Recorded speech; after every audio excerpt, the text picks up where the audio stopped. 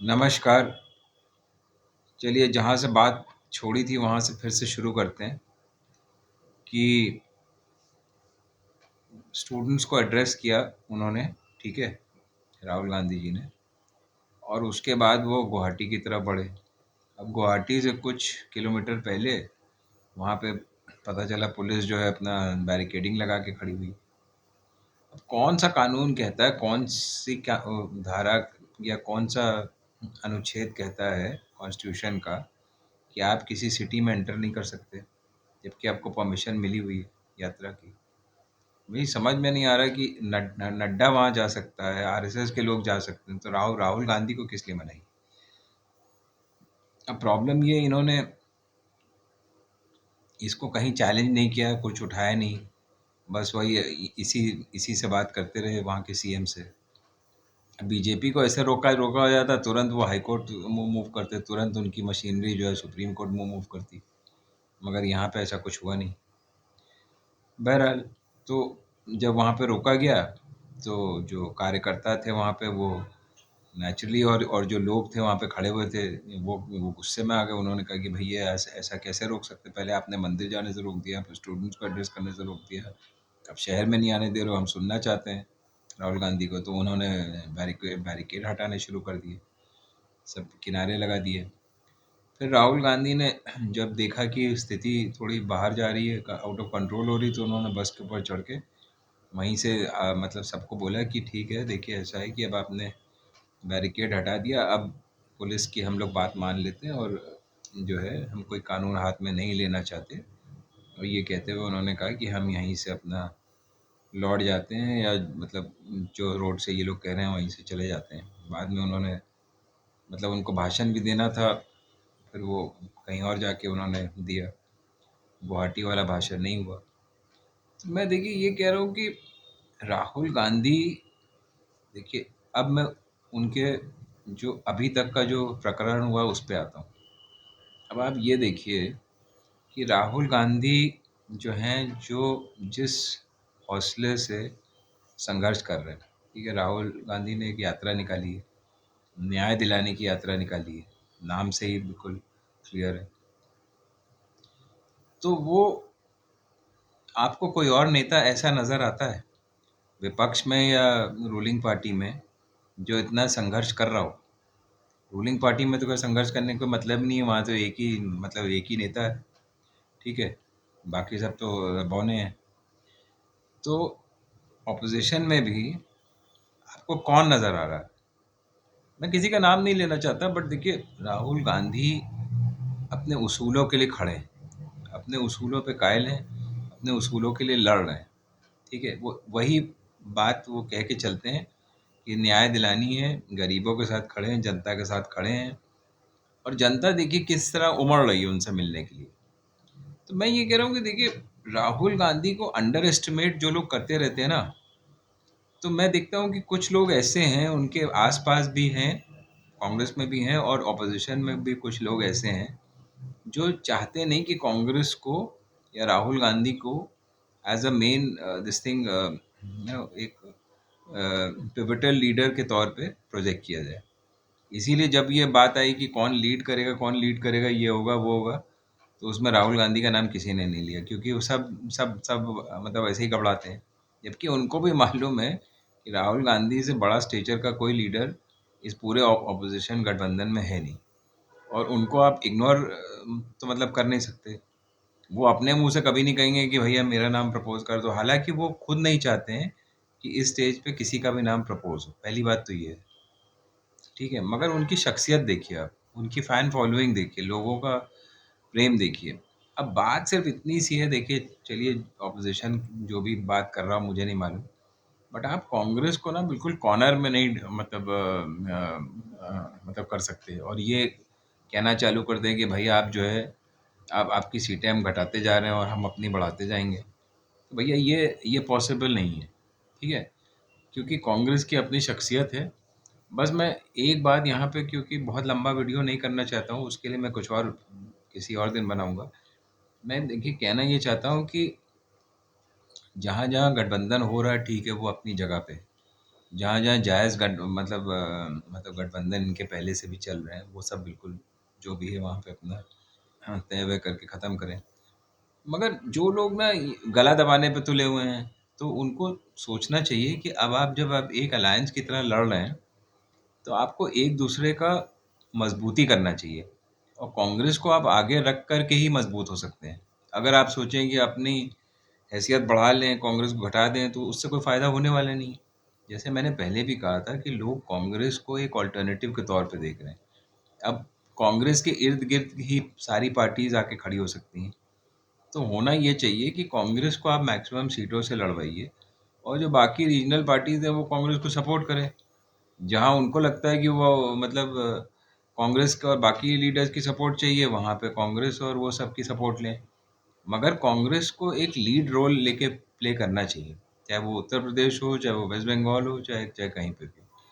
उससे देखिए एक मजबूती मिलेगी, क्योंकि जब जीतेंगे तो फिर वहाँ पे कोई मतलब वो जो है ना वो सब दंगल नहीं होगा कि भाई इतने हमारे आ गए, इतने तुम्हारे आ गए।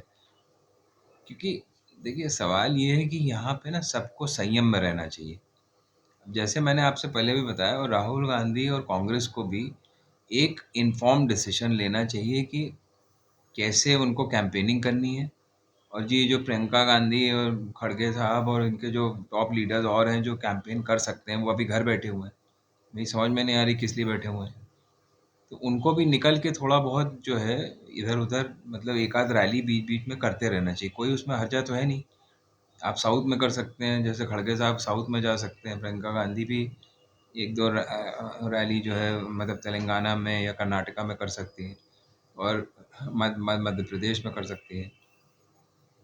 क्योंकि देखिए ये लोकसभा का चुनाव है, हर स्टेट आपको कवर करना है। अभी से आप चालू नहीं होंगे तो राहुल गांधी तो देखिए यात्रा में है, ठीक है, उनका एक फिक्स रूट है। वो एक लिमिटेड ऑडियंस को वो कर रहे हैं।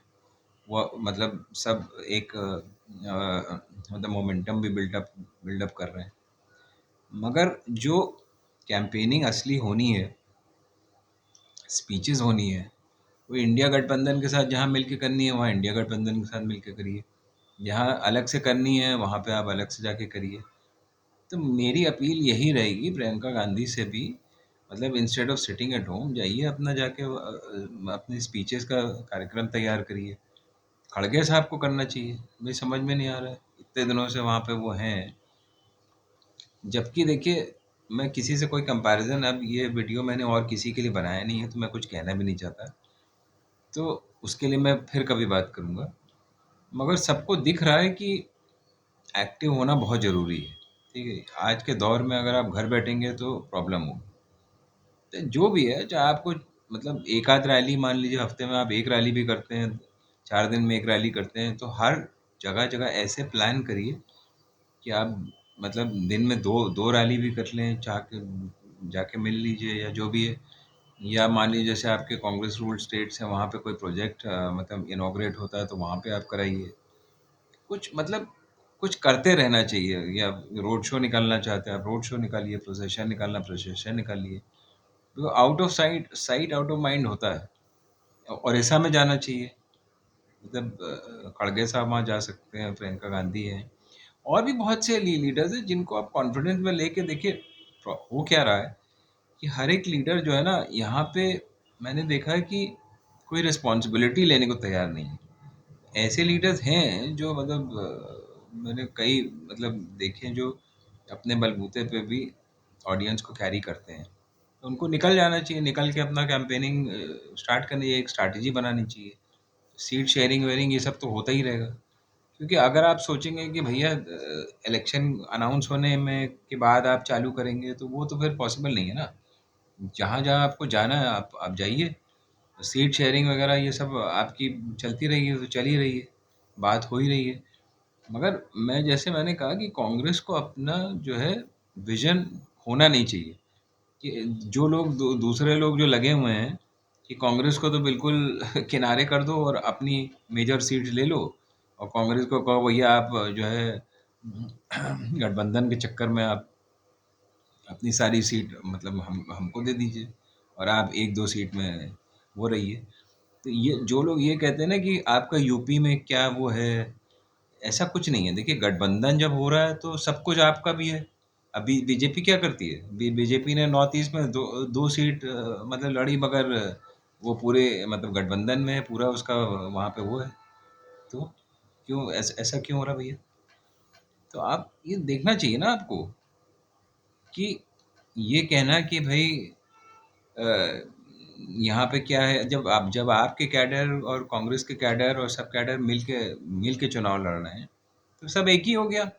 फिर आप कांग्रेस को ज़्यादा सीट देने में, भाई आप कांग्रेस को भी तो सपोर्ट करेंगे ना वहाँ पे। ऐसा तो है नहीं कि कांग्रेस का कैंडिडेट खड़ा होगा तो आप उसको सपोर्ट ही नहीं करेंगे। ये कैसे पॉसिबल है? बेकार की बात है। तो ये तो दिक्कत वाली बात हो जाएगी ना फिर। तो ये सारी चीज़ें लेके चलना चाहिए। और यही चीज़ मैं कहना चाहता हूँ कि गुजरात में भी देखिए कांग्रेस का अच्छा खासा कैडर है, अच्छा खासा बेस। पिछली दफ़े वो आम आदमी पार्टी ने जाके लंगड़ लगा दिया था, और कुछ जनता भी थोड़ा से, क्योंकि कांग्रेस ने खास कैंपेनिंग ही नहीं करी असेंबली पोल में। तो अब लोकसभा के पोल में मतलब कैंपेनिंग ज़बरदस्त करनी चाहिए। और आप आदमी पार्टी के साथ भी मतलब उनको ये भी कहना चाहिए कि भाई वो भी कांग्रेस के साथ लगे रहे। ये नहीं कि मतलब वो जो भी है उनको, उनका बहुत बड़ा वहाँ कैडर वैडर तो है नहीं, बट वोट खिसकाने का काम ना करें, सीधी सी बात। बाकी स्टेट्स में तो देखिए साउथ में कांग्रेस काफ़ी स्ट्रांग है, बट वही है कि कांग्रेस को अपनी कैंपेनिंग अभी से स्टार्ट करनी पड़ेगी। कर्नाटका में भी कांग्रेस को अपना इमेज जो है रीबिल्ड करना पड़ेगा, क्योंकि वहाँ के कुछ नेता हैं इंक्लूडिंग द चीफ मिनिस्टर, जिसने ऊटपटांग हरकतें करके वहाँ पे थोड़ा सा इमेज उनका डेंट किया है। एक दो अनाउंसमेंट बिना बिना मतलब बिना सोचे समझे कर दी। तो वो भी उनको जो है सबको लगना पड़ेगा। ये जो आपके डी के शिव कुमार हैं, इनको फिर से एक्टिव होना पड़ेगा।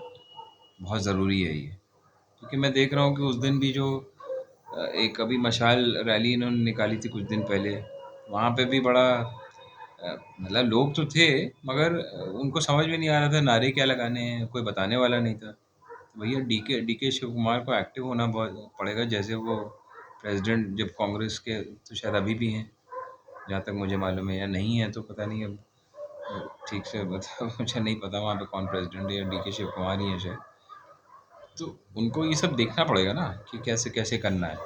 कि मतलब भाई देखिए एम ये होना चाहिए कि कांग्रेस को आपको जिताना है हर जगह। और राहुल गांधी को आपको प्राइम मिनिस्टरशिप के लिए पिच करना चाहिए। राहुल गांधी को देखिए, he is the most competent person right now, I am telling you.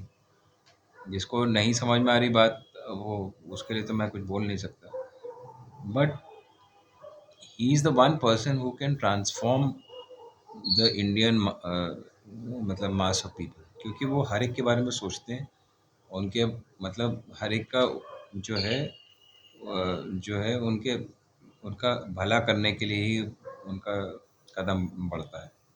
तो ऐसे में राहुल गांधी को आपको प्रोजेक्ट करना ही पड़ेगा। कोई और जो है इस लायक है भी नहीं, और उसको प्रोजेक्ट करने से कोई फ़ायदा भी नहीं, वोट भी नहीं मिलेंगे।